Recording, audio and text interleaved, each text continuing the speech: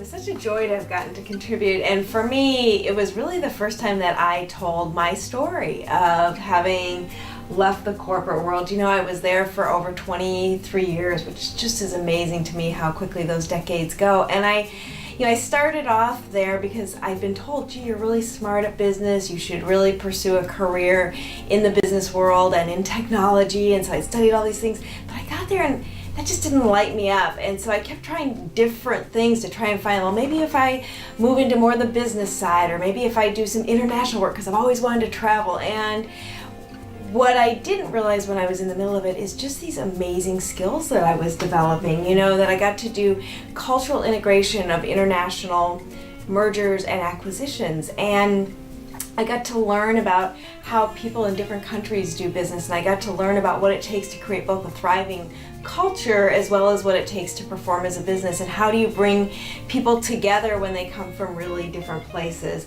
And I got to do a lot of really amazing CEO and leadership development, which through doing these things, even though they didn't end up being my thing, I developed so much depth and expertise, and some of those really hard things that I slogged through actually built muscles in me that are so much a part of what I get to share with the world now in my next chapter. So let's hang on that a little bit. Really those 23 years and helping you find your strengths that then you brought into the entrepreneurial world. So talk a little bit about your work today. Mostly what I do today is work with values-centered leaders, a lot of women leaders, because we're so passion-driven, and really helping them understand, even as a small business owner, how do you really let your values, your strengths, your gifts shine and not try to do everybody else's part. I find particularly as women, we so much are brought up to be helpers and to take care of everyone, so we do our part and everybody else's part, and we end up exhausted and depleted. And so I really help women leaders understand, how do you actually tap into your own natural gifts and strengths, and how do you set boundaries in a way that you still feel like yourself at the end of the day. And what are some of the other thing I find so much is that so much of the business world was built out of the industrial age models, and if you think about it, what were they? They were built by men for men, not against us because they don't like us, but they built it to work for the way they think and work. And so another thing I really find is that when working with women leaders is helping them understand new ways of working that actually align with the way our brains are designed. And those are things I learned the hard way. And the other thing that's happening, Felina, that's really exciting to me is that I'm finding more and more men leaders are saying, I want to understand why our workplace isn't working for the women that are part of our companies and organizations, and how do we start to make shifts so that women can thrive, so that people of different cultures can thrive. And now I'm finding, oh my gosh, all that background that I have is coming in. So it just keeps growing and expanding. I love it. That is awesome. So MaryCay, the questions that you proposed in your section and your contribution, just talk a little bit about what the reader should be thinking about, talk about some of the questions and, why you design them in that manner. Yeah, it's a great question, and I'd really like to even start out talking a little bit about why this kind of process, because one of the things that I found for myself and for so many of the women I work with is that we tend to be very externally aware. We notice everything around us, from how the kids are doing to the dog to if the house is dirty. So we have this natural ability to connect and be externally motivated. And so it's a really natural place for us to go, is to get into an interview or conversation with other people to discover, what do they maybe see in us that we don't see in ourselves. And another reason that's really, I think, helpful for us as women is we tend to be really hard on ourselves. Yes. And so listening to how other people see us and what they see in us can give us access to things that we often dismiss about ourselves. And gifts that we think nobody could value that because it's so easy for us to give, and we kind of think, oh, I need to work hard at this other thing. And so I like the interview process for that reason.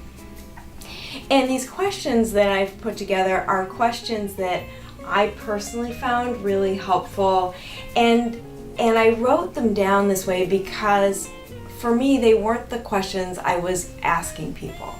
I would never ask someone, who am I to you, or what gifts do I bring to your life? It just seemed awkward. But yet when I asked them, I found out all kinds of things about myself that then gave me opportunity for further reflection, and also let me build my business with offerings that I might never have considered, because I didn't know how much people cherished that about me. I just thought that was, everybody was that way. I didn't realize it was part of what was special about me. That's phenomenal. That's great.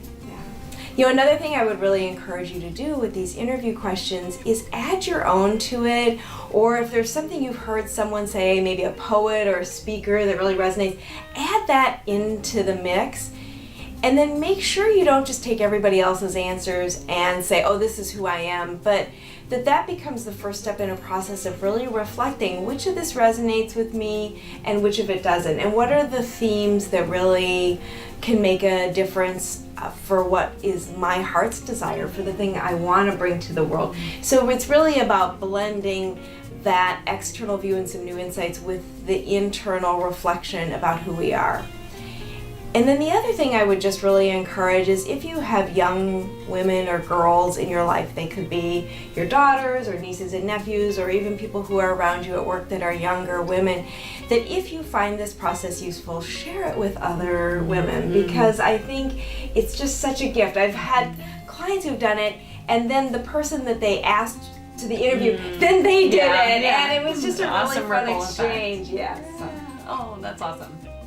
So Felina didn't actually say anything to me about this, but I just asked if I could say a little bit about something that I think is really special about Felina. And it's not just you as a human being, but the role that you played. So Felina was someone I met very early in my journey of leaving the corporate world and following my own, flying on my own. And you believed in me, you were kind to me. And even when she could see that I had an idea that was going to be a lot more work, she didn't tell you, didn't say no, but you always kind of encouraged me, well, keep this in mind, and so, you know, I guess two things I would say about that. One is thank you. Of course. And the other thing I would say is find a Felina.